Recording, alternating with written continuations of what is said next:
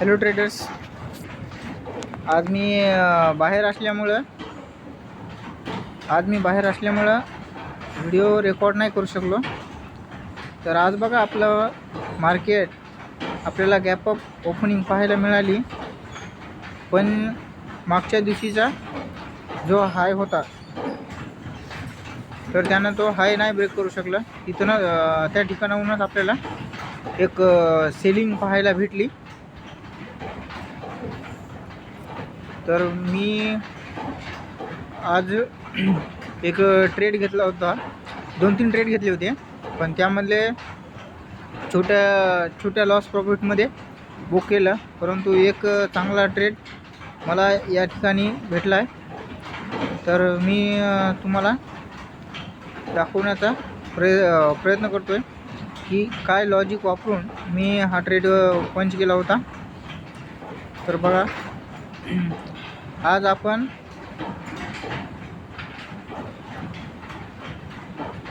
आज आपण 4,700 रुपये कमवले. पैशाचं काय नाही, पण कमी जास्त होऊ शकतात. आपण ट्रेड कोणत्या लॉजिकवर घेतला हे महत्त्वाचं आहे. तर आपण ऑर्डर बुक पाहू.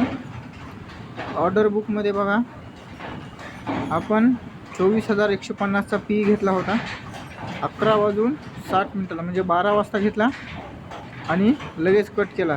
तर जवळपास 5 पॉईंटचा लॉसमध्ये कट केला. आणि 25:30 आपण 12:15 एक ट्रेड प्लेस केला होता. 12:15 जवळपास या ठिकाणी प्लेस केला, पण इथं मला काय बरोबर म्हणजे कन्व्हिक्शन वाटलं नाही. त्यामुळं मी या ठिकाणी लगेच बाहेर पडलो. या ठिकाणी प्लेस केला होता, पण लगेच बाहेर पडलो. आणि नंतर मग मी एक शेवटचा ट्रेड,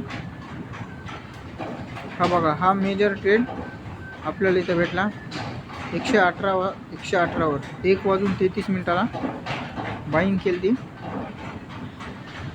हे बघा, 1:33 म्हणजे 1:30 वाजता जवळपास या ठिकाणी. कारण ही जी ट्रेंड लाईन आहे, या ट्रेंड लाईनला रेजिस्टन्स घेत होता मार्केट. इथं एकदा घेतला सुरुवातीला, जर पाहिलं तर इथनं सपोर्ट घेऊन वरती गेला. इथं आपल्याला ब्रेकडाऊन भेटला हे 1-2 ठिकाणी. नंतर या ट्रेंड लाईनच्या मदतीनं आपल्याला एक सेलिंग पाहायला मिळत होती. तर या ठिकाणी जवळपास एक सेलिंगच्या ट्रेडला प्लॅन केला, कारण की वरती ट्रेंड लाईन कसं आलं होतं. आणि इथे एक हे बघा, इंगल्फिंग कॅन्डल बनवली होती. ही ग्रीन कॅन्डल, हिला पूर्ण रेड कॅन्डलनं इंगल्फ केलं होतं. तर आपण इथे एक ट्रेड पंच केला 1:33 118वर. तसंच आपण जर पाहिलं तर या चार्टवरती पण, म्हणजे प्रीमियमच्या चार्टवरती पण बघा, या ठिकाणी 1:33 इथे जवळपास 118 इथे आपण लगेच, जशी ही इंगल्फिंग कॅन्डल बनली, आपण लगेच इथं ट्रेड पंच केला 118वरती.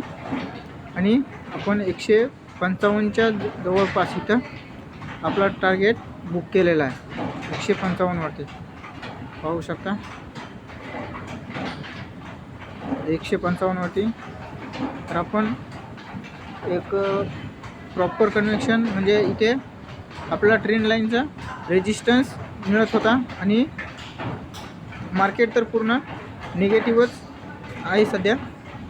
आपण या ट्रेंड लाईनला रेजिस्टन्सला इथं एक इंगल्फिंग पॅटर्न वापरून एक ट्रेड पंच केला. आणि लगेच त्यातनं एक स्कॅल्पिंग, म्हणजे 5 ते 10 मिनटामध्ये स्कॅल्पिंग करून एक छोटासा प्रॉफिट बनवला आहे.